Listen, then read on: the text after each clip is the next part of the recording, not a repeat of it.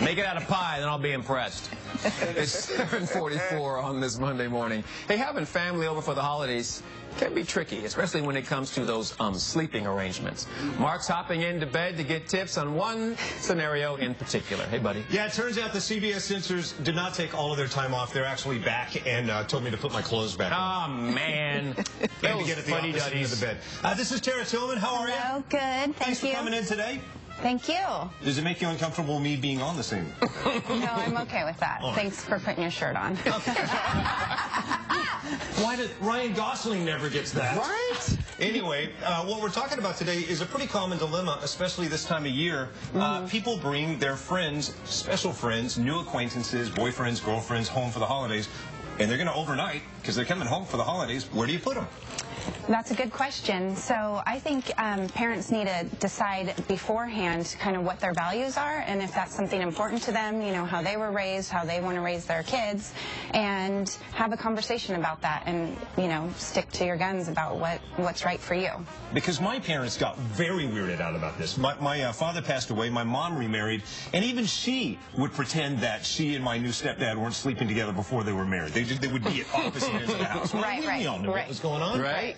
So part of it is about appearances, and part of it's just about making sure that if not everyone is comfortable, then you're probably not doing it right. Exactly.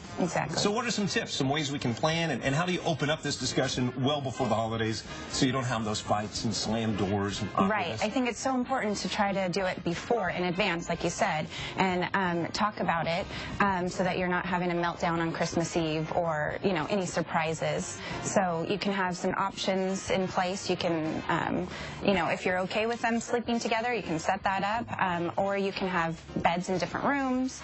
You can do kind of like a bunk style area where everyone's sleeping out on the couches and stuff. Kind of a commune. Yeah, right. Ken, you would probably get what's this. up? If you want to score some points, now this would be me. If I were the new guy coming to spend the night at someone else's house, I would go to the mom and dad. At some point, pull them aside and say, hey, what are the rules here? Where should I sleep? How would you like this to go? Is that a good idea? Oh, I think that'd be great. Person? Yeah, I think that would be great. Definitely. Wouldn't it just be better, though, if you were the guy to just automatically say, I'm not going to be sleeping in the same room with your daughter? Probably. I would say yes. Just to be like, So also, there are other questions, like they say, like, shouldn't you just let them do it anyway? Because cut them some slack, because kids are going to do that no matter what you do. You know, I think sometimes, yeah, if that's how you feel, you can definitely cut them some slack. But if you're against that and it's against your values and not what you want to portray to your kids, then no, stick to your guns, and it's your house, your rules. So set it Yeah, but up. what if you just don't like the guy? Like, no, seriously, what if you don't like the guy that your daughter or whatever brought home? Well, that can be a whole other story. But definitely still trying to get through the holidays, being respectful, having fun, remembering what's important. And, you know, if conversations don't help or aren't helping and you're stuck, you can always ask for a professional to help out. There's a website you can check out, counselingcalifornia.com, to find a therapist in your And we'll area. link that to goodaysacramento.com. What I'd like to point out is that Ken is arguing devil's advocate style on behalf of the father of a daughter, while you actually are the father of a son. That's Whose true. team are you rooting for? I don't know what I'm doing anymore. I don't know. Anyway, great advice, and we will link that to goodaysacramento.com. Okay. And if you would please come back, I promise no one will surprise you with nudity on this show ever again. Oh, darn. Why would you make that promise? You know we You can't know do you're that. not going to be able to hold that promise. You know Since that. when I hold my promises?